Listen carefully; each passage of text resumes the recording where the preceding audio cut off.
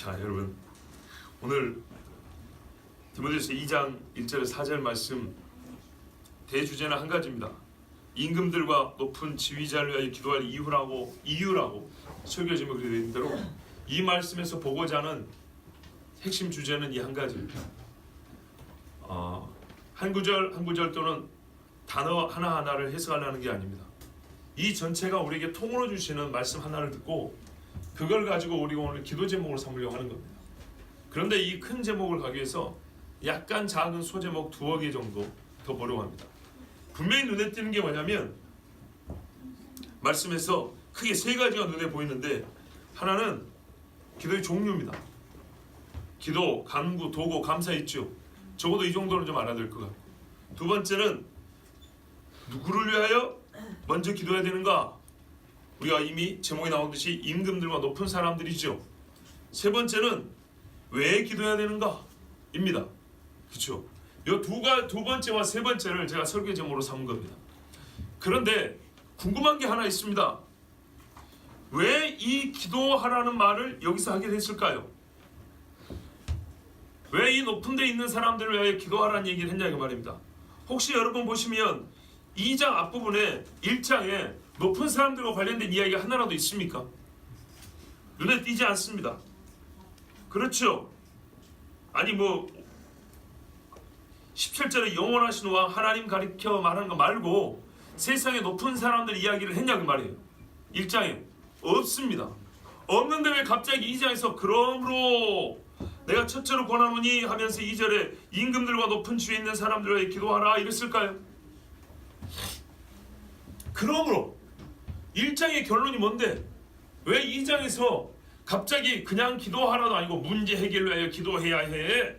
이 정도만 알아먹겠는데 1장이 무슨 말을 했길래 그러므로라는 하나의 소결론으로서 기도하는데 높은 사람들 위하여 기도해 이렇게 말했냐 이 말이죠. 궁금하시죠? 궁금하죠? 이게 가장 이해하기 쉬운 것은 1장에서 높은 사람들 때문에 교회가 핍박을 당했다거나 높은 사람들 때문에 복음을 못 전하게 됐다거나 이런 일들이 있어야 됩니다. 그렇죠? 그런데 그런 말이 있습니까? 없습니까? 솔직히 없습니다. 디모데전서 1장에 여러분 가지고 있는 성경에 보면 소제목이 있어요. 3절 앞에 다른 교훈을 가르치지 말라 이렇게 돼 있죠. 문제는 이겁니다. 교회 안에 다른 교훈을 가르치는 자들이 있는데 이 다른 교훈을 가르치는 자들의 문제 때문에 바울이 이 편지를 쓰게 됐고, 또 이들을 바로잡기 위해서 이들 때문에 무너진, 즉 교리적 신학적으로 뭉개지고 있고 혼란에 빠져 있는 교회를 바로잡기 위해서 바울이 이 말을 하는 중에 기도를 얘기를 하셨는데, 그러니까 큰 맥락에서 보면 잘못된 교훈을 바로잡는 데 있어서는 설교만 필요한 게 아니라 뭐가 필요하다고요? 기도가 필요하다고요. 기도가 필요한데 왜 이 기도를 갑자기 높은 사람들을 위하여 기도하라 이야기를 했을까요? 아주 쉽게 말하면 잘못된 교훈을 가르치는 사람들이 뭘 잘못 가르치냐면 기도에 대해서도 잘못 가르쳤던 거예요. 기도에 대해서도 잘못 가르쳤고 기도의 대상에 대해서도 제한을 놓았던 거예요. 무슨 말인지 아시겠어요? 예를 들어볼게요. 제가 만약에 정치에 관한 설교를 했어요. 그런데 성도들 중에 누가 목사가 정치 이야기하면 안 돼! 이렇게 제한을 딱 걸어버렸어요. 그래가지고 교회가 정치 이야기를 전혀 못해요. 경제, 교육, 문화, 성적인 문제, 성적인 문제 다 얘기하는데 세상 나라와 임금들에 대한 이야기는 못해요. 그러면 여러분 성경을 어떻게 읽는 거죠? 상당히 많은 부분을 칼로 자르고 읽어야 됩니다. 모세가 바로 앞에 선 거 못 읽어야 됩니다. 느헤미야가 아덱사스다 앞에 섰던 거 못 읽어야 됩니다. 모르드게가 하만 앞에 갔던 이야기, 에스더가 아수르 앞에 했던 이야기, 바울이 로마 황제 앞에 하고 설교했던 이야기 다 빼고 읽어야 됩니다. 어디 건방지 헤롯한테 대듭니까? 다 빼야 됩니다. 이해됐어요? 나단이 다윗을 찾아가다니요. 생각도 못할 이야기죠. 그런 거는 전부 다 어떻게 해요? 정치적 영역인데도 불구하고 거기서 정치적인 색깔을 싹 뺀 다음에 매우 사적이고 소위 말하는 매우 교회 안에, 교회 울타리 안에서의 어떤 영적인 교훈을 거기서 추출해서 진행을 짜내고 해갖고 읽어야 되는 겁니다. 액면 그대로 못 읽고. 무슨 뜻인지 아시겠죠? 이것도 잘못된 교훈이었던 거예요. 잘못된 교훈을 가르치는 인간들이 어떻게 했냐면 기도의 대상 중에 저놈들은 빼. 이 사람들은 별로 기도할 필요가 없어. 왜 우리를 핍박하는 인간들 위해서 기도해? 왜 우리가 저 임금들 위해서 기도해? 잘 먹고 잘 사는 인간들 위해서? 그리고 저 사람들과 교회가 무슨 상관이야? 우리는 그저 우리만 잘 먹고 잘 사면 됩니다. 우리끼리 기도한다고, 그렇게 한다고 가르쳤으면 이건 잘못된 교리면서 동시에 그 교회에서는 뭐가 없어질까요? 높은 데 있는 사람과 임금들을 위한 기도는 없어져 버립니다. 그러면 전 세계와 나라를 움직이고 다스리는 하나님이, 오늘 설명을 들었지만 나라를 다스릴 때 왕들을 통해 역사하시는데 하나님의 손을 거부하는 것과 마찬가지 되어버린 거예요. 그리고 그들을 위하여 기도하지 않는데 그들을 위하여 복음을 전할 수 있을까요? 어린 반프로치도 없죠. 유대인들이 마치 이방인에게 복음 전하기를 처음에 거리끼었던 것처럼 초대교회 교인들 안에 자기들을 핍박하고 또한 세속적이고 자기들 옛날에 몸납고 살았는데 이제 빠져나왔잖아요. 그러면 그 세속 세계에 있는 사람들 위하여서는 어떻게 소위 터무시한다고 그러죠. 내버려 둬버리고, 특히 그 중에 권세와 지위를 누리고 있고 가진 게 많고 세상에서 니다노하고 잘 사는 사람들은 그저 그냥 미워서 밉상이라고 내버려 둬버리고, 우리 식구끼리 이러면 어떻게 될까요? 그들을 위하여 기도도 안 하고 복음도 안 전합니다. 양심적으로 보자고요. 과거에 또는 우리가 지금도 예수 믿으면서 이런 일이 더러 있습니까 없습니까? 있어요. 그런데 이거를 대놓고 가르치는 자가 있었다면, 교회에 들어오는 족족 교육을 그렇게 했다면, 선배 신앙인들이 그런 식으로 신앙생활을 했다면 어떻게 됐을까요? 교회 울타리 안에 오면 내 식구요, 밖에 있으면 물론 내 식구라고 말하기는 없지만 뭐예요? 복음을 전하고 우리가 사랑하고 그들을 위해 기도해야 될 대상으로 여기지 않게 되겠죠. 그러면 스스로 세상을 이혼해버리는 거예요. 그래서 신학적으로 뭐예요? 거룩한 것과 속된 것을 매우 엄밀하게 나누게 돼버리는 거예요. 부질없이. 분명히 거룩한 영역에 속하는 일이 있습니다. 예배는 거룩한 것입니다. 그러나 하나님께서 이 세상에서도 하나님의 뜻을 행하라고 우리에게 말씀하신 것이 있는데 너무 세상과 담쌓게 산다. 그래서 바울이 말했잖아요. 만약에 그럴 것 같으면 야, 너희는 세상에서 떨어져 나와 살아야 된다 그랬어요. 그렇지 않다는 겁니다.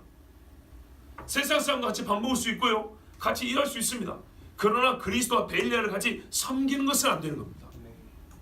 다윗이 두로왕 히람하고 친구였습니다. 히람이 성전진에 목수도 보내주고, 그쵸? 목재들 갖다 보내주고 이렇게 다 했습니다.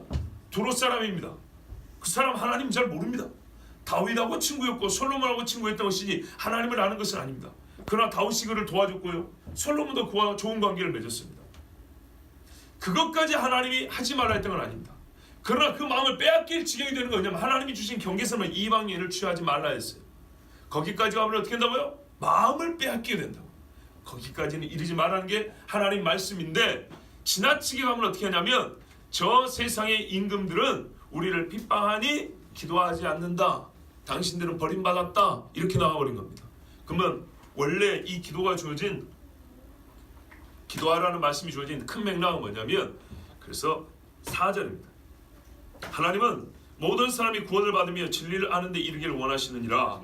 5절 하나님은 한 분이시오 또 하나님과 사람 사이의 중보자도 한 분이시니 곧 사람이신 그리스도 예수라. 그가 모든 사람을 위하여 자기를 대속물로 주셨으니 기약이 이르러 주신 증거니라. 이를 위하여 내가 전파하는 자와 사도로 세움을 입은 것은 참말이요 거짓말이 아니니 믿음과 진리 안에서 내가 이방인의 스승이 되었노라. 아멘. 여기 보면 모든 사람이란 말이 계속 반복됩니다. 모든 사람이란 말을 의도적으로 반복하는 겁니다.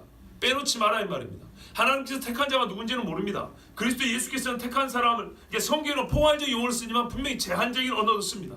그렇기 때문에 하나님이 구원하여 작정한 모든 사람이 다 예수께서 그를 위하여 죽으신, 정말 대속제물로 죽으신 이 구원의 효력이 미쳐야 될 사람들인데, 우리가 그걸 알지 못하는 상태에서 우리 스스로 잘라버리고 배제시켜버리고 그 은혜에서 제외시켜버리는 그런 정죄와 판단을 미리 해버리는 짓을 하지 말라는 얘기입니다.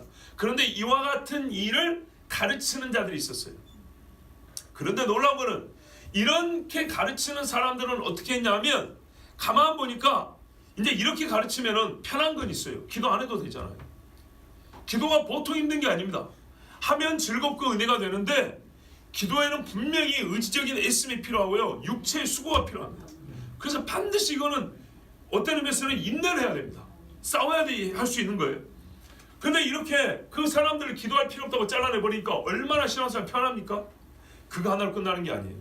여러분 기도 시간이 줄어버리거나 기도를 귀찮아해버리거나 기도에서 이것저것 다 빼버리고 편하고 하고 싶은 기도만 해버린다거나 그러면 다른 신앙생활도 반드시 그렇게 돼 있어요.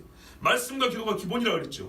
기본에서부터 삐뚤어져 버리면요 나머지는요 다 삐뚤어지게 돼 있어요. 그렇게 대표적으로 가르치고 엉망진창으로 스승이면서도 스승 노릇을 못했던 사람들이 예컨대 1장 20절에 보면 그 가운데 후메네와 알렉산더가 있으니 내가 사탄에게 내준 것은 그들로 훈계를 받아 신성을 못 오가지 못하게 하려 함이라고 했어요. 그러니까 이렇게 거짓 교사들 중에 후메네와 알렉산더 같은 사람들이 있었는데 이 사람들이 가르친 것 때문에 2장 1절에 그런 거가 나온 거예요. 이 사람들이 잘못 가르치면 어떻게 해요? 교인들이 기도를 안 해요. 기도를 하긴 하는데 제목이 한정되어 있어요. 넓혀지지가 않아요. 나하고 직접적인 이익관계 상관이 있는 거는 잘해요. 나하고 친분 있는 건 잘해요. 근데 그 이상을 넘어가면 기도할 줄은 몰라요.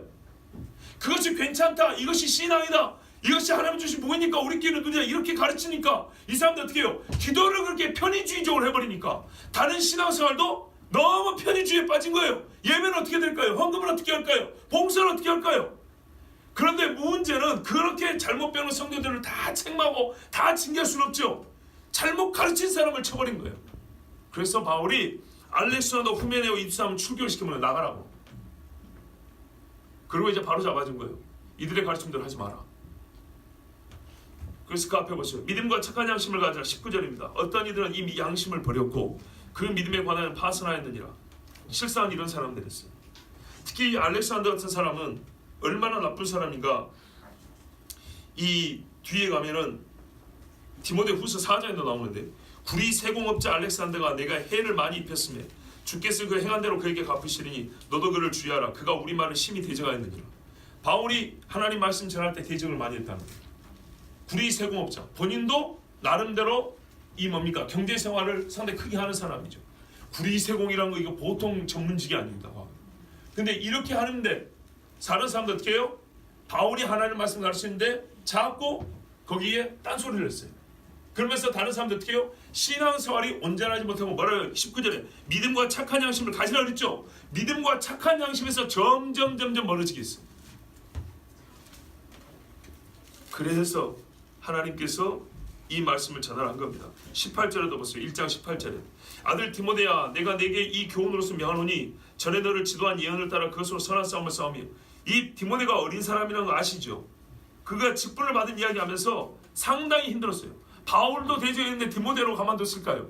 그러니까 디모데가 상당히 괴로움 중에 사이라고 했는데 그러니까 있잖아요. 너는 때를 따라 어떤지 못 어떤지 복음을 증거하라 그랬죠. 가르치라 그랬죠. 믿는 자의 본이 되라 그랬죠. 그런데 이렇게 계속 권면하고 강권한 이유가 뭐냐면 네가 처음에 안수받을 때 하나님 앞에 서약하고 안수받을 때 받은 기도를 생각하고 자꾸 이렇게 해주고 뭐냐면 진짜 인내해야 되기 때문이었어요.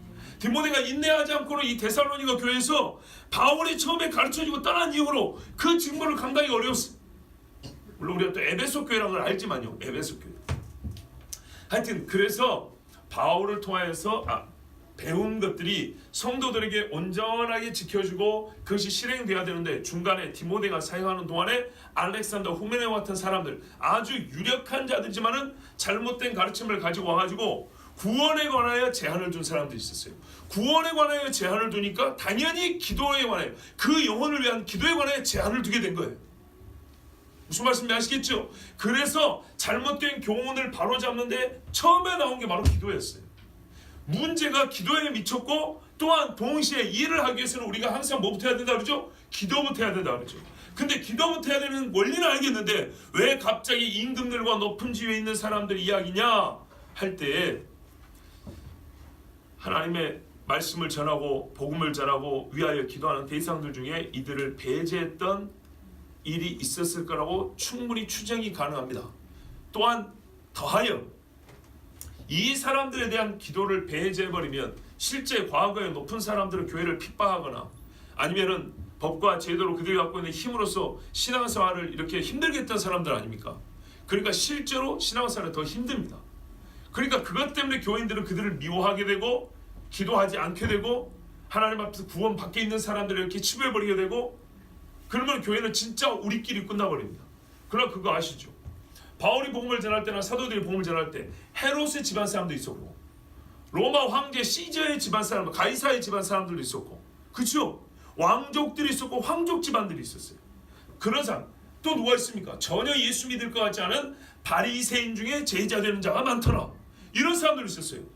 근데 그런 사람들이 너는 바리새인과 잘라버렸으면은 어떻게 그들이 복음을 읽고 주님 앞에 나오겠습니까? 우리는요, 우리 조상들은요, 전부 다 목상껏 깎아놓고 전했던 사람들 아닙니까? 그런데도 하나님께서 제한을 두지 아니하시고 복음을 전해주셔서 우리가 주님 앞에 나오게 됐습니다.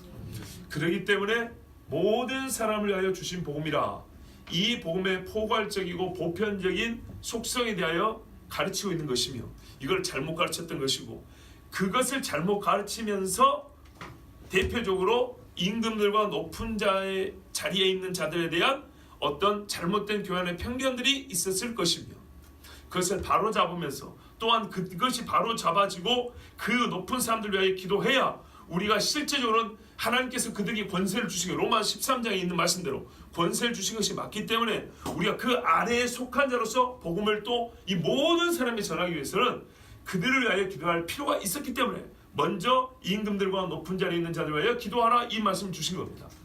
자, 그런데요, 높은 사람들 우리가 그들의 말을 다 들어야 되느냐, 그들에게 얼마만큼 복종해야 되냐, 이에 대해서는 로마서 13장에 잘 말씀이 되어 있습니다. 근데 이것을 제가 사실은 오늘 전할까 했어요. 오늘 새벽이나 저녁이나. 그런데 로마서 강의가 앞으로 있지요. 그래서 그때 가서 중복되지 않게 자세히 전하기로 하고 일단은 그냥 넘어갑니다. 성경에는 보면 로마서 13장에 보면 복음의 진술을 다 말한다 12장부터 실제 생활을 얘기하는데 13장에 권세 이야기가 나옵니다. 왜냐하면 어쨌든 간에 우리 이 땅에 살면서 그 권세 아래 속한 자이기 때문입니다. 권세 아래 속한 자로서 어떻게 신앙생활을 할 것이냐에 대하여, 즉 세상 권세에 대한 복종의 의의가 무엇이고 한계가 무엇이냐에 대하여 성경에서 잘 말해줍니다. 이거를 세상에서는 일반 법률에서는 저항권이라고 합니다. 시민 불복종 내지는 저항권이라고 합니다. 지난주에 우리 전도사님이 그 중국의 왕이 목사님 새생명 언약교회 이른비 언약교회 이른비 언약교회 왕이 목사님 그 글을 읽어주었는데 그 전문을 한번 읽어보시면 아주 또 훌륭한 말씀들이 있어요.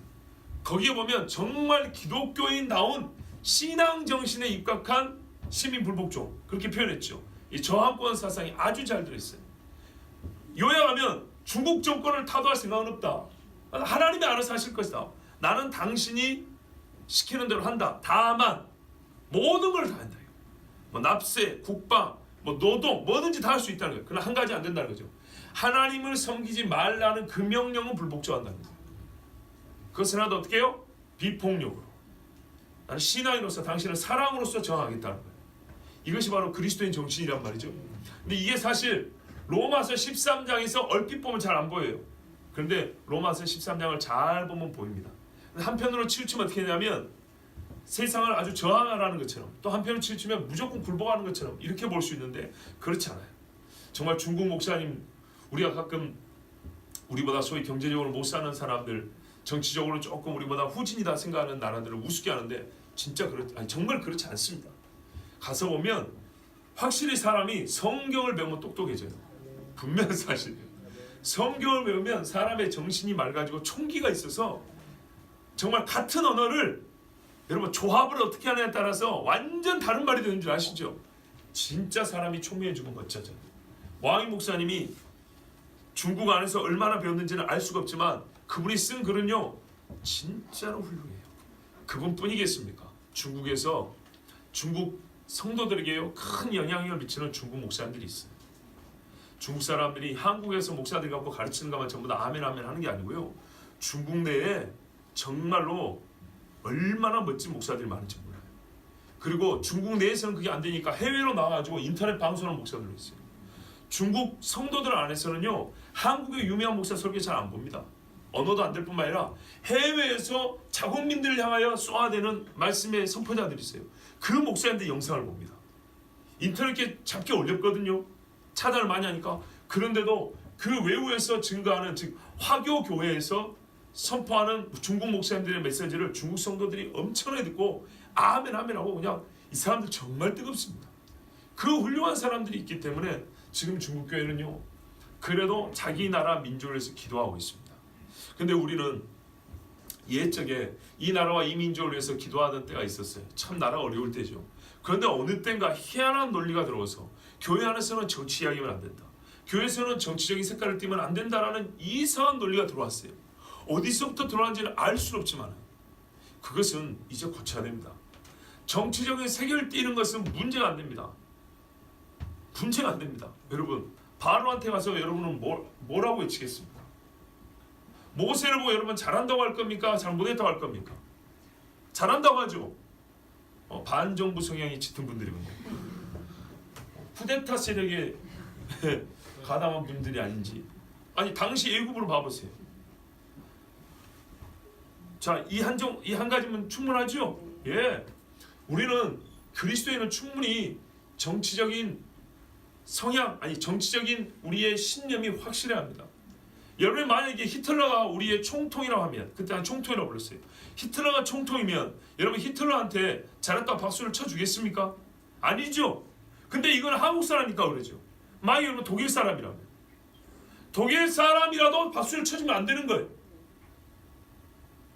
그러면 우리가 독일 사람을 바꿨는데, 그러면 우리나라 대통령이 히틀러와 똑같다 그러면 어떻게 해야 되죠? 남의 나라 이야기 때는 분명하게 뜻이 정해져 있는데 우리나라 이야기면 그때부터 이제 서로 교인들끼리 눈치 보고 서로 이렇게 싸우고 그래 맞아요. 교인들끼리 서로 다툴까봐 그런 거예요. 그죠?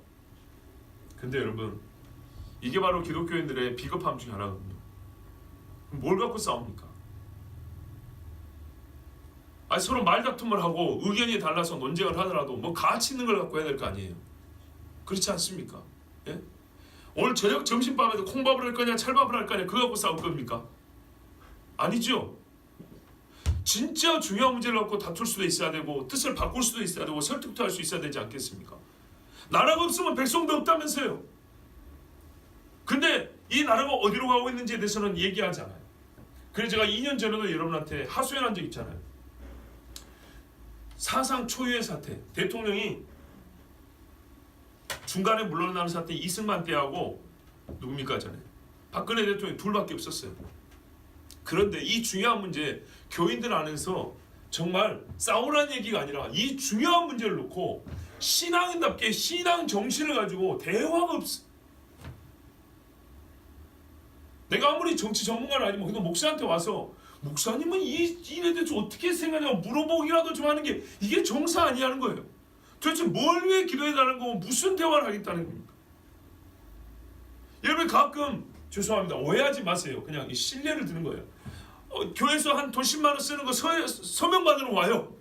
그거는 이제 이런 일을 하기 위해서 서명한다. 그거 기쁘게 별거 아니니까 사실 뭐 기쁘게 그냥 서명을 해주는데 그보다 훨씬 더 중요한 일이란 말이에요. 훨씬 더.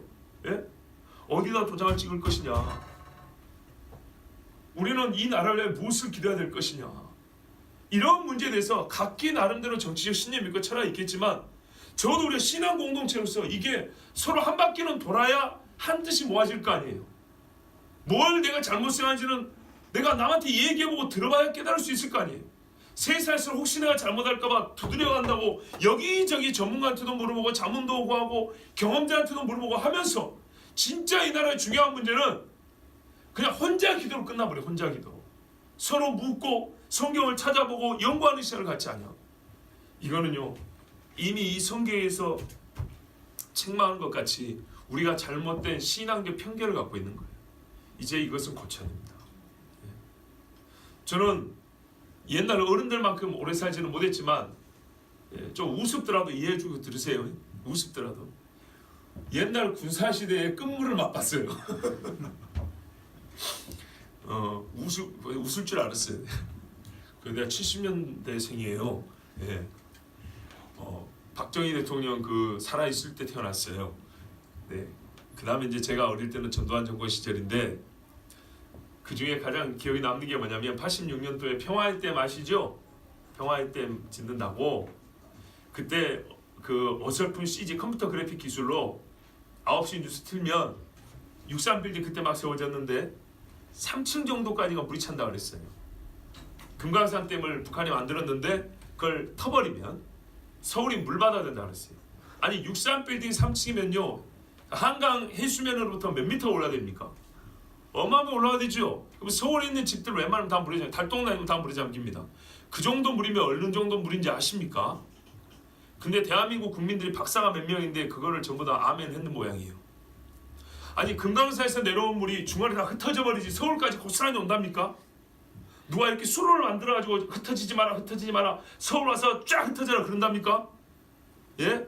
북한강에서 흩어지고 소양강에서 흩어지고 다 흩어지게 돼 있어요 물이. 그때보다 훨씬 많은 홍수가 나도 63빌딩 1층도 못 잠굽니다 지금까지. 그런데요 이 똑똑한 고등교육을 받은 남한 사람들이 말이죠 전부 다 갖다 돈을 갖다 막 쏟아줬어요. 그치요? 제가 초등학교 다닐 때인데 우리 학교가 시골이지만 급식 학교였어요. 급식을 나라에서 줬단 말이에요. 그래서 이렇게 잘 컸는지 몰라요. 덕을 좀 봤어요. 근데 말이죠 한 달인가 두 달 우리 급식을 못 먹었어요. 왜요? 국가에서 급식비를 평화의팀 성금으로 내라 그런 거예요. 그래서 군사효과를 맛봤다는 거예요. 요즘에 그거 가능할까요? 택도 없는 이야기죠. 그리고 한겨울에 추운데 뭐 하는지 아십니까? 애들이 띠띠고 낳고 운동장 와가지고 북한은 금강산 댐을 어떻게 뭐 하라 걸기도 했다니까요. 한겨울에 운동장에 모여가지고. 여기 어른들 계시지만 어른들 중에는 이거 안 해보셨죠? 우리 초등학교 때 해봤어요. 그러니까 군사정권 이야기한다고 너무 웃지를 마세요. 그래도 끝물은 맛봤어요. 예? 호국 봉원에다 잘 만들어가지고 6월 되면 매고 웅변대 나도 웅변 한 2, 3년 했어요. 2년 3박 하면서 예? 방공 웅변 그래 했어요. 그래서 군사정권 끝물은 맛봤는데 요즘은 다른 게 하나 있어요. 그때는 말입니다.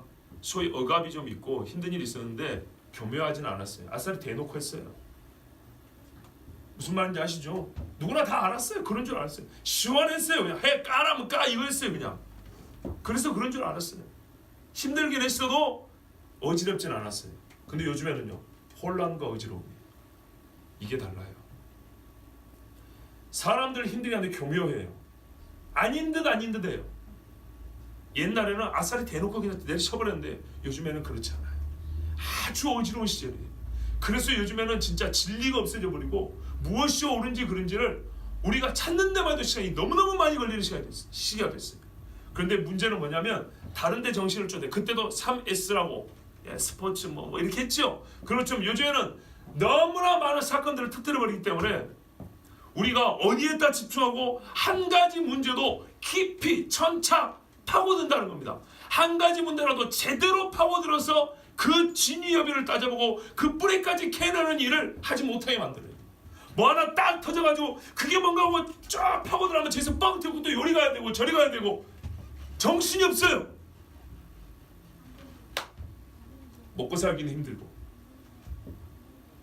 사건은 많고 세상에 똑똑한 사람 와서 말들도 많고 어디로 가야 될지 무엇을 붙잡아야 될지 도대체 알 수가 없고 하나를 끝내기도 전에 또 하나 나오고 또 하나 나오고 또 하나 나오고 정신없이 호기심을 끌어서 인터넷 딱 켜면 여기 가고 저기 가고 시간 가는 줄 모르고 너무너무 어지러운 시대가 돼버렸어요. 이렇게 되니까 교회에서도 어떻게 해요? 그 어지러운 시대 사람들인데 그 경향에 트렌드에 맞춰야 되니까 어느 날은 이쪽을 얘기해줬다가 어느 날은 저쪽을 얘기해줬다가 주제를 얘기하는 것이 아니라 사람의 이 사람들의 마음을 쫓아내니 정신이 없단 말이에요. 세상에서 뭐가 유행이다 하면 교회에 그거 갖다 놨다가 또 무슨 말들이 유행이다 하면 목사들 전부 다 그 말을 막 계속 해서 성도들의 그 취향을 맞춰주고 변함없이 주장하는 한 가지가 없어져 버렸어요. 이게 바로 우리가 사는 시대입니다. 그래서 교회 안에도 옛날에도 그렇지만 지금도 마찬가지입니다. 반드시 알아야 될 기본 교리에 대해서 가르쳐주지 않고 그건 어려운 것, 그것은 별로 쓸모없는 것, 딱딱하고 재미없는 것 이렇게 넘어가 버립니다. 매우 실용적인 것, 지금 피부에 딱 와닿는 달짝지근한 애들 그 불량식품처럼 그런 것들만 그때그때 공부해 줍니다. 그런데 여러분, 그러면요 교회가 진짜 세상 꽁무니를 쫓아가지 세상을 주께로 인도할 수는 없습니다. 지금 그런 시절을 살고 있습니다. 그래서 우리는 세상이 원하지 않는 진리를 말하고요, 세상이 듣고 싶어하지 않는 옛날 이야기를 합니다. 그런데 새 알에 새 것이 없다 그러죠. 모양은 달랐지만 속마음 본질은 똑같아서 성경을 보면 이 나타난 여러 복잡한 현상들 속에 그 모든 일만하게 뿌리 그 속에 있는 것들을 파악할 수 있게 돼 있어요. 그리고 우리가 어지럽고 잘못됐다고 보고 있는 것들이 있지만 그 심층 그 속에 무엇부터 잘못돼서 우리가 이런 잘못된 열매를 맺는지를 깨달을 수가 있어요. 그래서 항상 하나님의 말씀으로 돌아가야 됩니다. 이 지금 에베소 교회 여기도 이 어려웠던 이유가 뭐냐면 거짓 가르침을 가르치는 사람들이 있었기 때문이고 그들의 문제는 구원에 관한 잘못된 교리였다고 그랬어요. 아시겠죠? 예수님이 누구를 위하여 죽으셨냐의 문제예요. 그리고 그것이 잘못되다 보니까 누군가는 기도에 대해서 배제되어 있었어요. 그런데 이것이 오늘날 우리 시대로 비춰보면 그렇다고 말해요. 교회 안에서 어떤 영역은 교회가 다루면 안 되는 영역인 것처럼 어떤 영역은 목사들이 꺼내면 안 되는 것처럼 이런 식으로 치부하고 잘라놓은 것들인데 사실상은 그 부분들이 가장 중요한 부분들, 왕들에 대한 이야기가 가장 중요한 부분인데 그걸 하지 않고 그냥 넘어간다고요. 우리가 조금 더 리얼하게 표현해 볼까요? 성경은요 이름을 말하는 데 익숙합니다. 그렇지 않습니까? 예수님이 말하기를 저 헤롯에게 가서 일러라 저 여우라 이렇게 말했어요. 근데 우리는요 대통령을 위해 기도하지만 문재인 대통령이라는 말을 잘 안 합니다. 이제 인정해야 됩니다. 북한의 문을 열어주셔서 그러죠. 그러면 좀 더 리얼하게 어떻게 말했는지 아십니까? 진짜 리얼하게 하면 주님 김정은이를 끌어내려 주세요 이렇게 해야 되는 거예요. 김정은이를 죽여주세요 이렇게 얘기해야 되는 거예요. 아니면 죽여주세요 좀 심하면 김정은이를 회개하게 해주세요 이렇게 해야 되는 거죠. 근데 세상의 왕들은 대체로 어떻게 해요? 지금까지 회개한 꼴을 못 봤어요. 성경 보면 그들의 악을 갖고 죽는다고 했어요. 그러니까 제 이야기가 우리의 현실을 수십 년 동안 우리 교회에 있었던 잘못된 이 신학적 경향, 교회 안에 잘못된 이 영적인 문화를 그대로 반영한 거예요. 이름을 얘기를 못해요.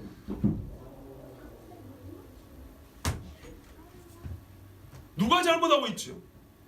어떤 판사가 잘못 판단을 했어요. 그러면은 포괄적으로 하나님 판사들이 판단을 제대로 하게 해주세요. 그렇게 해야죠. 그런데 딱 부러지는 눈에 띄사고 있으면 뭐뭐뭐 판사가 이렇게 했습니다 하나님. 그게 옳습니까? 우리가 법률 전문가니까 옳습니까? 혹은 뭐뭐뭐 검사가 이 일을 맡았다고 하는데 그 검사가 정직하게 양심적으로 이 일을 할 수 있도록 주님 그에게 용기를 주세요 이래야 된단 말이에요. 성경에 모르드게에게 용기를 주세요 하나님. 모세를 들어 써주세요. 다윗과 함께 하신 하나님 우리에게 이렇게 말하는 것처럼. 근데 우리가 그렇게 말을 못해요. 이것부터가 우리가 그동안 상당히 정치적인 영역에 있어서 경색되어 있는 이 마음들. 경이 뭐냐? 굳을 경자입니다. 굳어 있다는 굳어. 이걸 우리가 좀 고쳐야 됩니다. 지금부터는. 그렇게 우리가 배울 때 기도는 구체적으로 해야 된다고 들었으면서도 실제로 우리가 보면요. 우리 금요기도 또 보면 나라를 위해서 기도할 때 뜨겁습니다. 뜨겁긴 뜨거운데 초점이 정확하지 않아요. 창으로 찌르듯이 해야 되는데 그렇지 않고 산발이에요. 산발. 따라락 갈겨버려요. 총을 따라락 갈기가 총기가 뜨겁기는 해요. 그렇죠? 권총으로 따깡따깡이고 기관총으로 갈기가 뜨겁긴 한데 방향이 일정해서 아무데나 흩어버려. 아무데나 길가에 떨어지든지 돌밭에 떨어지든지. 그래서 지금부터는 여러분 이제 나라가 정말 중요한 시기잖아요. 그죠?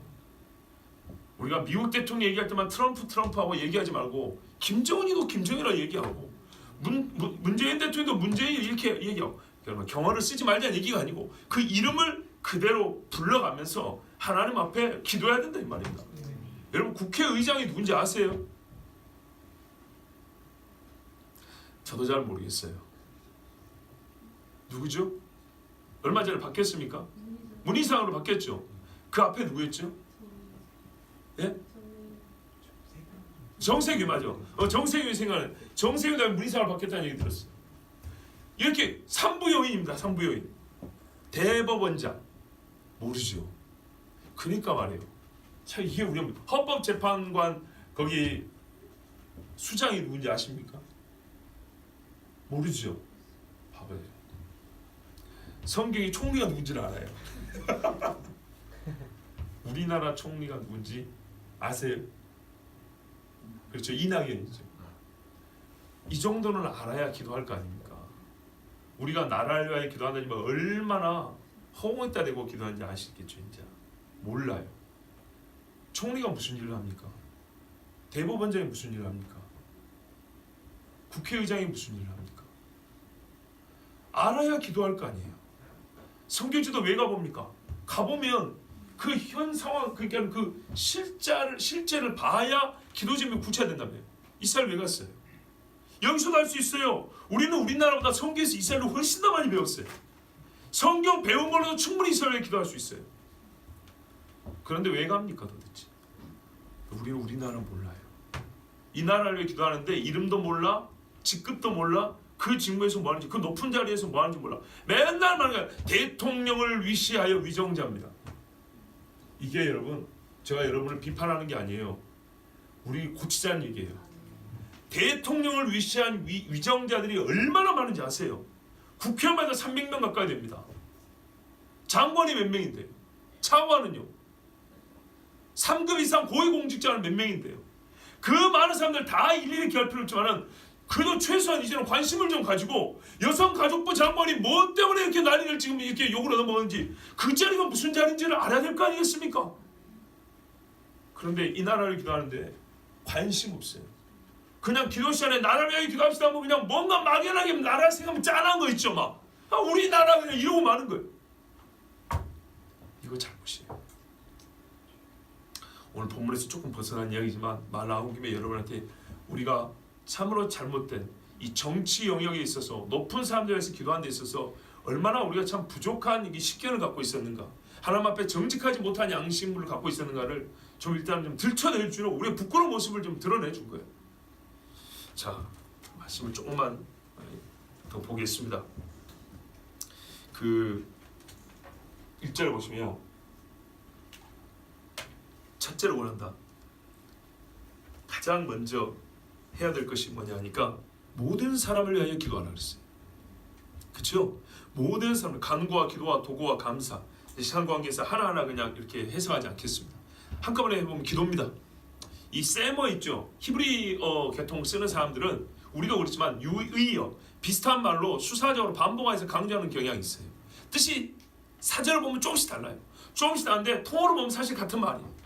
통어로 보면 같은 말이고 세밀하게 보면 조금씩 다른데 이것은 강조하고 우리에게 뭡니까? 그렇게 그러니까는 우리 한국식으로 식상하지 않게 해서 이걸 신선한 느낌을 주면서 그 약간의 차이, 뉘앙스 차이를 통해서 여러 가지 기도가 있는 것과 그 기도를 다양성 안에서 우리가 해야 되는 것, 다양한 기도를 해야 된다는 걸 가르쳐주기 한 것이에요.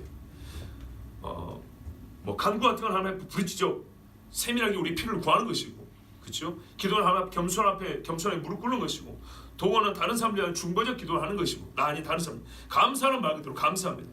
이렇게 하는데 모든 사람을 위하여 첫 번째로 하라 그랬습니다. 왜냐하면 5절 6절에 보면 모든 사람의 주님이 대속제물로 자기를 주셨기 때문이다 그랬습니다. 그렇죠? 예. 이렇게 해가지고 모든 사람의 복음을 전하면서 모든 사람을 위하여 기도를 하는데 2장 15절에 하면 재밌는 말이 있어요. 너는 진리의 말씀을 바르게 나누어 내 자신을 하나님께 인정받은 자로 부끄러울 것이 없는 일꾼으로 나타내도록 연구하라. 자, 아마 다른 번역이에요. 그러나 속되고 헛된 말장난들을 피하라. 그것들은 커져서 더 경건치 아니함으로 가리라. 그들의 말은 괴양을 파먹듯이 먹을 터인데 그 중에 후메네오와 벨레노가 있느니라. 아까 알렉산더 이야기했는데 후메네오에 대해서 또 한 번 나오고 있어요. 보십시오. 이 후메네오와 알렉산더가 잘못된 가르침을 줬다 그랬죠. 아까 보시면 알렉산더 같은 경우는 바울이 복음 전하는 데 많이 방해를 했다 그랬죠. 예. 그런데 후메네오는 어떻게 했냐면 디모데에게 이렇게 말합니다. 너는 진리의 말씀을 바르게 나누어 이렇게 말했죠. 연구하라 그랬습니다. 2장 15절에 보세요. 디모데 후서 2장에 보면 이렇게 나왔는데 후메네오 이 사람은 알렉산더와 함께 이 교회의 거짓 가르침을 가르치는데 어떤 특징이 있는 짓을 했냐면 속되고 헛된 말장난들을 했다는 것입니다. 그래서 이 말장난들이 커지면 더 경건치 아니한 것으로 가고 괴양이 썩은 것들이 파먹듯이 우리의 영혼을 파먹는다는 얘기입니다. 그래서 제가 여러분에게 권합니다. 특히 우리 젊은 분들 말장난 함부로 하면 안 돼요. 정말 제가 최근에 느낀 건데 솔직히 말해서 제가 한번 버럭 하려다가 참았어요. 아마 짐작한 분들 계시겠는데 제가 지난주에도 살짝 얼굴이 좀 굳어지려고 말했던 적이 있어요. 말장난이 심하면 경건한 언어를 가지고 속된 대화를 하게 돼요. 그러지 않기를 바라요. 많이 배우니까 성경의 용어들을 많이 알아요. 성교를 많이 하니까 각 지방 언어들도 좀 알아요. 경험들도 좀 있어요. 이거 가지고 깡패들이 은어라 그러죠. 자기들끼리 쓰는 말 있죠. 학생들이 선생님 보고 말하면 쌤 그러죠. 옛날에 그 도둑질하는 사람들이 경찰 보고 짭새라 그러죠. 이걸 은어라 그래요. 그들 세계에서만 알아먹는 속된 표현들이에요. 그런 것처럼 교인들이 말이죠. 교회를 다니니까 교회식 은어를 써요. 교회를 안 다녔으면 이 용어를 몰랐을 거예요. 근데 교회를 다니고 신앙생활 하니까 알게 된 용어들이 있어요. 근데 이거를 가만히 거룩한 데 써야 되는데 농담 따먹기 하는데 이 말을 계속 꼬리에 꼬리를 물고 장난식으로 계속 말하고 돌리고 그런다고요. 절대 그러지 마세요. 거룩한 하나님의 말씀을 가지고 거룩한 데 써야 될 말을 가지고 말장난하고 우스개로 그러면 안 돼요. 그 마음속에 뭐였냐 하시면 벌써 교만이 들어있는 거예요. 교만!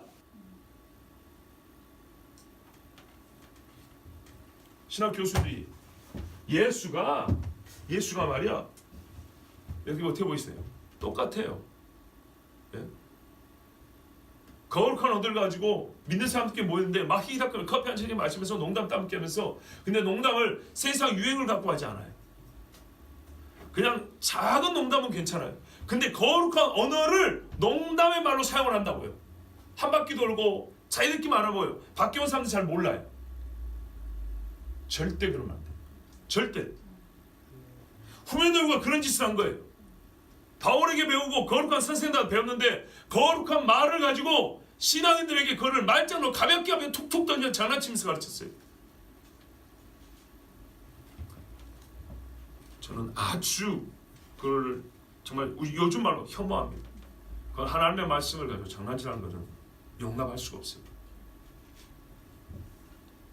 자, 이와 같은 아까 말씀드렸죠. 구원에 관한 교리만 잘못된 것이 아니라 이것이 삐뚤어지면 기도에 관한 것도 삐뚤어지면 신앙생활의 전반이 다 무질서해지고 무례하기 짝이 없게 되는 거예요.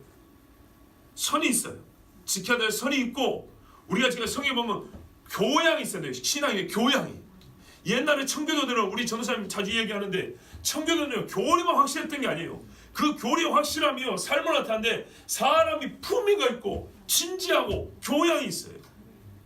그리고 옛날에 청교도 신학자와 목회자들은 성도들이 이걸 아주 잘 가르쳤어요. 이만큼 두꺼운 책에서 그리스도인의 교양을 가르쳤어요. 신앙인은 이렇게 살아야 한다고.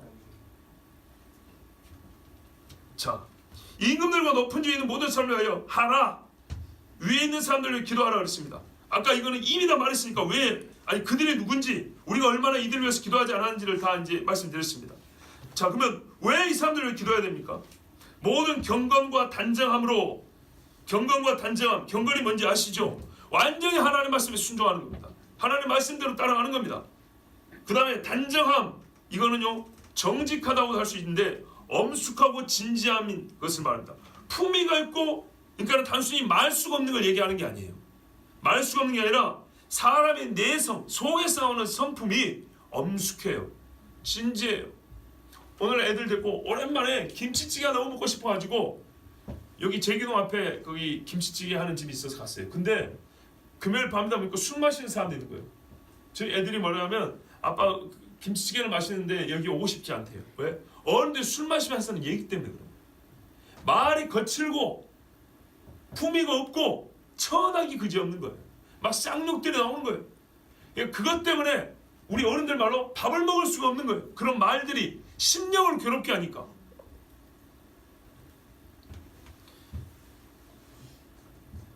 자, 특별히 그리스도인들이 존경할 만하고 사리 분별을 잘하고 그리고 높은 도덕적 표준을 갖고 있어야 돼요. 세상에서 50을 하면 그리스도인들은 우리도 그만큼 하면 되지 뭐가 아니라 70, 80 정도로 높은 도덕적 표준을 갖고 있는 이런 생활이 단정하다 그래요. 그런데 이것을 세상에서는요 잘했다고 해주지 않고 어떻게 해요? 밉상이라고요. 밥맛이라고 그런다고요. 그런데 이게 밥맛이 안 되려면 어떻게 해요? 모든 생활 행실이 하나님 말씀에 균형감이 있어야 돼요. 어떤 경우가 밉상인지 아십니까? 지가 좋아하는 것만 표준이 높아요. 자기가 잘하는 것만 기준이 높아요. 그 나머지는 그러든지 말든지. 그래가지고 다른 거는 가만히 있다가 자기 전문 영역에 나오면 그때 막 들이밀어가지고 막 높여놔요. 이럴 때 밉상이라 하는 거고, 이럴 때 은혜가 안 된다는 거예요. 남들이 말하는 것도 저것도 원래 맞아. 그럼 이 정도 높여놓고 내가 좀 부자면 내가 좀 따라가야죠. 내가 저 사람보다 조금 나은 게 있어요. 그러면 내도 이렇게 말하면 그 사람도 날 따라올 거 아니에요. 서로 타인의 얘기는 안 들어요. 그리고 내가 가진 기준만 이렇게 높여주고 이것만 신앙의 기준으로 이렇게 삼아놓는다고요. 그러면 안 되겠죠. 전반적인 표준이 다 높아져야 됩니다. 이렇게 신앙생활을 하는 가운데, 이렇게 하는 가운데 우리가 고요하고 평안한 생활을 하려 합니다. 이렇게 살아가려고 하지만 세상의 통치자들이 이거를 가만히 두지 아니하면 어떻게 할까요? 할 수 없겠죠. 일제시대 같은 경우입니다. 물론 이거는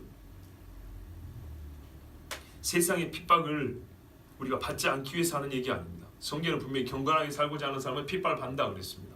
이거는 핍박의 상황에 받는 일상적인 생활에서도 기독교를 비록 적대는 하지만은, 그렇죠, 별로 좋아하진 않지만은 전적인 핍박이 있기 전에 일반적인 생활 안에서도 우리가 참으로 하나님 앞에서 외적으로도 큰 방해가 없고 내적으로도 우리가 심령이 고요하고 이렇게 정숙한 상태에서 신앙생활을 하기 위해서는 위에 있는 사람들 위하여 먼저 기도해야 된다고 말씀을 해주고 있습니다. 실제로 나라가 어지러우면 우리 신앙생활하기 어렵지 않습니까? 물론 이것을 하나님은 우리가 정신 차릴 수 있는 계기로 쓰시긴 합니다. 그러니까 우리가 벌을 받는 중에 우리의 신앙생활을 더 이렇게 고상하게 성장시키기도 합니다. 그래서 필요합니다. 그렇지만은 그것은 우리가 굳이 원하여 받을 것은 아닙니다. 그렇죠? 하나님 앞에 이 말씀대로 순종하면 그렇게 핍박이라든지, 아니 핍박이 아니고요, 그렇게 방해를 받는다든지 사람들의 미움을 받으면서 그렇게 신앙생활을 하지 않아도 됩니다. 그리고 오히려 덕을 끼칠 수 있고 우리 한국식 표현하면 전도의 문을 넓혀갈 수 있습니다. 근데 교회 안에서 처음부터 구원에 대한 교리도 잘못되고 기도에 대한 가르침도 잘못되고, 그리고 이 잘못된 가르치는 자들이 행하는 일에 대해서 지각하지 못하고 그대로 따라가서 시간이 흐르고 흘러서 교회 안에서 구원에 관하여 또한 기도의 대상에 관하여 잘못된 이 신학적 편견이 굳어져 가지고 오늘날 우리와 같이, 특별히 정말 하나님은 세상의 권세자들을 통하여 우리를 다스리는데 그 권세자들에 대한 기도가 너무나 추상적이고 또는 그들에 대한 마음이 실상은 굳어진 상태에서 조국이란 이름 때문에 우리가 국가에 대한 그 약간의 연민의 감정, 참 이러면 안 된다는 그런 어떤 사명 때문에 기도하는 것이지, 실제로는 이 국가를 올바로 인도하기 위해서는 통치자들이 정신이 달라지고 신앙이 달라져야도 하나님을 두려워할 줄 아는데 그런 구체적인 맥락을 쓰는 기도하지 못했던 것이 우리가 잘못 가르쳐오고 또한 잘못 배워왔던 이 교회의 역사의 결과물이라는 것을 우리가 인정해야 됩니다. 오늘 사실은 제가 여러 말을 했는데요, 그 한 가지를 얘기하려고 하는 것입니다. 하나님께서 모든 사람이 구원받는데 구원을 받고 진리를 아는 데 이르기를 원한다 했습니다. 구원을 받는 것과 진리를 아는 지식 떼어놓을 수가 없습니다. 그래서 하나님의 최종 목적은 바로 이겁니다. 누구든지 다 예수 복음을 들을 수 있고 모두가 구원받기를 원한다는 것입니다. 근데 교회 안에서 무엇이든지 간에 교리적 오류가 생기고 잘못된 가르침이 있으면 바로 다른 것이 깨지는 게 아니라 구원의 문제가 발생합니다.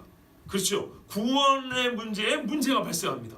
그리고 구원의 문제가 발생할 때 차근차근 한 조각씩 그 몸체에서 떨어져 나가는데요, 기도도 잘못되고 교리 공부도 잘못되고 예배도 잘못되고 성찬식도 떨어져 나고 이렇게 할씩 떨어져 나가는데, 그 중에 하나, 우리가 누구를 위하여 복음을 전할 것이냐, 누구에게 복음을 전할 것이냐, 또한 그들을 위하여 우리가 무슨 기도를 하고 어떤 사람을 대상 놓고 기도할 것이냐 했을 때 한 영혼들을 구원에 잘못 가르치니까 이 세상에 있는 모든 사람들 중에 어떤 부류의 영혼들은 배제해버리는 그런 일들이 있더라 이 말이죠. 그런데 우리는 그렇지 않다고 했지만 실상 우리가 이 성경에 나온 대로 높은 자들을 위하여 기도하는 모습을 보면 우리 역시도 실제로는 이 데살로니가전서의 말씀처럼 이 나라의 높은 자들과 임금들을 위하여 기도하는 것이 매우 추상적이고 진심으로 하지 못할 때가 많고, 뭔가를 구체적이지 않고 알지 못하고 말하는 것처럼 마치 우리가 선교해야 돼 그러지만 실제로 막상 선교를 위해 기도합시다 할 때는 할 말이 없어지는, 우리가 몇 년 전만 해도 그런 경우 있었지 않습니까? 그런 것처럼 아직도 우리가 뭡니까? 개척하지 못한 기도의 영역이 있다면 정치의 영역이라는 거예요. 저 높은 사람들, 통치자들이 있는 그 자리에까지는 우리가 기도의 지형을 솔직히 말해서 아직 넓히지 못했다는 거예요. 그런데 그렇게 해야 합니다. 그렇게 해야 그들이 하나님을 두려워하든지 하나님께서 그들이 하나님을 두려워할 수 있는 어떤 계기를 만들어 주시든지 그렇게 해서라도 이 땅의 교회가 정신을 차리고 또한 하나님의 우리에게 맡긴 사명을 더 감당할 수 있지, 그렇지 않으면 정말 어렵습니다. 그런데 이번에 북한과 저희 미국의 정상회담 하는 걸 보고 뭔가를 저는 사실 직감을 했어요. 사람들이 예상하는 것처럼 안 될 것 같다라는 생각을 했어요. 농담이 아닙니다. 저 오늘 아침에 홍준수님 예배 끝나고 잠깐 얘기했는데 저는 이 정상회담 있기 전에 뉴스를 거의 안 봤습니다. 사람들의 예상치를 들은 적이 없습니다. 모르겠어요. 흘러가는 말로 하나 들었을지 모르지만 무엇을 예상한지 몰랐습니다. 그걸 모르는 상태에서 기도했고 우리 새벽 기도회 때도 기도하자고 그랬습니다. 정상회담 있으니까 기도하자고. 그런데 뭔가 보통 사람들이 생각하는 그런 것은 있지 않을 것이다 라는 생각을 했어요. 근데 그 보통 사람들이 뭘 기대하는지를 제가 뉴스를 안 봐서 몰라요. 근데 회담이 끝난 다음에 뉴스를 보니까 그런 말 하더라고요. 대개의 진보나 보수나 평론가들이 한 말은 이번에 종전선언도 있을 것이고 아주 큰 빅딜이 있을 거라 그랬는데 아무것도 없다. 나는 그걸 깜짝 놀랐어요. 내가 미리 봤다면 봤으니까 그런데 나 안 봤다니까요. 안 들었어요. 그리고 그냥 기도했는데, 그러니까는 지금 이후에 무슨 일이 날지는 모르겠어요. 중요한 거는 사람들, 대부분의 사람들이 자기의 상식과 세상의 도리로 그들이 알고 있는 정책이나 학식으로 예견하고 판단한 대로 세상은 돌아가지 않는다는 겁니다. 이 지도자들의 마음이 그렇게 흘러가지 않는다는 겁니다. 그런데 그대로 흘러가리라고 예상했던 이유는 뭐냐면 양 정상의 정치적인 이익, 자기들의 이름값을 위해서는 사실은 이렇게 하고 저렇게 하는 것이 예상이 됐던 것입니다. 무슨 말인지 아시겠죠? 똑같은 사람이거든요. 일반 사람이 나 같아도 내 이름을 위해서 이렇게 하겠다, 내 나라를 위해서 이렇게 하겠다는데 그것이 하나도 안 이루어진 겁니다. 그랬을 때 저는 구체적으로 드러난 것은 없지만은 그 인간들의 예상치가 아주 보기 좋게 빗나갔다는 것, 그들의 교만이 깨졌다는 그 자체로도 하나님께서 역사하지 않고는 이건 불가능하다고 생각합니다. 이후의 일은 역시 우리가 이제 기도해야 됩니다. 그래서 제가 오늘은 여러분에게 구체적으로 이름을 좀 들고 기도하자고요. 트럼프, 문재인, 김정은 이렇게 기도하자고요. 예?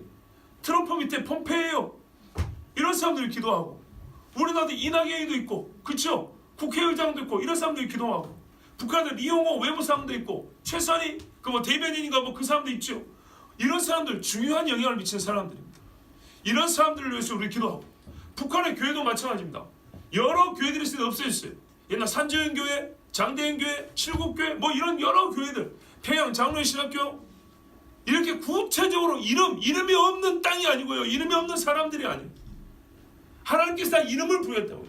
하늘의 만상을 지으시며 그 수요를 세시며 이름을 부르시는 이라고 했어요. 별들도 이름을 부른다고 했어요, 하나님이. 그런데 하나님께서 이 땅에서 한때 영광을 받으셨던 그 교회들, 우리는 이름을 부르지 않아요. 이 땅에도 얼마나 많은 사람이 주님 앞에 나갔던 교회들이 있습니까? 예? 우리가 솔직히 좀 서로 민망하니까 명성교회 말을 못해요. 김상환 목사 말을 못해요. 순복음교회 이렇게 말, 저 여의도에 가면 대형교회 이러고 만다고요. 그러나 조영기 목사 왜 말을 못합니까? 저 사랑의 교회, S교회가 뭐야? S교회가 사랑의 교회지. 사랑의 교회 오정현 목사 이렇게 말할 수 있어야겠죠. 제가 말하는 건 이들이 지금 다 잘못됐다는, 그들이 무슨 유죄 판결을 받았다는 게 아니라 지금 사회적으로 무리가 있거나 이슈가 된 분들 아닙니까? 그분들의 잘잘못은 최종적으로 판단이 내려지겠지만 이 문제가 발생하는 것 자체를 갖고도 우리는 한국교회 같은 교인으로서 책임을 통감하고 그들의 이름을 불러서 기도해야 되는데, 그냥 한국교회를 주님 보살펴 주옵소서 이런 식의 기도가 어디냐면, 이런 식의 기도가. 나나 여러분 이제는 회개하자고. 그리고 확실하게 이제는 이름을 부르세요. 사람 이름도 나라 이름도 그의 직급도. 그렇게 해서 하나님, 진짜 우리가 이 마지막 때 제가 제일 걱정하는 건 그거예요. 하나님이 각 나라의 왕들을 통하여 통치하시잖아요. 하나님의 구원 계획, 이 마지막 세상 통치 계획은 뭐가 있냐면요, 적그리스도의 나라가 있어요. 그러면 어느 나라는 적그리스도의 제국을 세우는데 지금 동원되는 나라가 있고 그 일을 준비하는 나라가 있어요. 우리 주님이 또 동시에 세상 마지막에 부흥을 예고해 놨셨어요. 예언하셨어요. 어느 나라는 끝까지 버티는 나라가 있고 싸우는 나라가 있고 부흥을 맛보는 나라가 있어요. 여러분, 우리나라가 어디에 속하기를 원하세요? 정말 적그리스도의 체제를 준비하는 나라에 속한다는 것은 상상해도 싫은 이야기입니다. 근데 이대로 가면 그렇게 갑니다. 동성애 축제로 국가 예산을 지원하는 데가 어디 있습니까?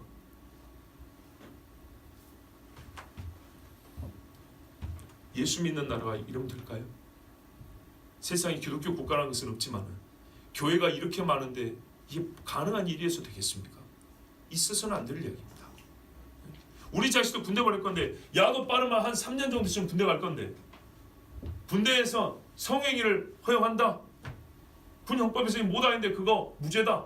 괜찮다. 그러면요 쫄병 때는 당하고 사는 겁니다. 괜찮습니까? 예? 똥구멍에 씨벌 냈고 나오는 게 괜찮습니까?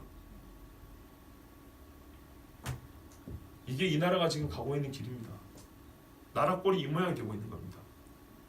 군대 한 번도 안 갔던 여자들이 국회의원이 돼가지고 그런 법안을 내놓고 있습니다. 근데 엄마들이요 1점 도는 데는 정신이 없어요. 그런데 내 새끼의 생명이 좌우되는 문제는 신경 안 쓰고 기도를 안 해요. 그러니까 도대체 우리가 뭘 배우고 있냐 이 말이에요. 교회에서 우리의 신앙적 우리의 기도가 지금 어디를 향하고 있냐 이 말입니다.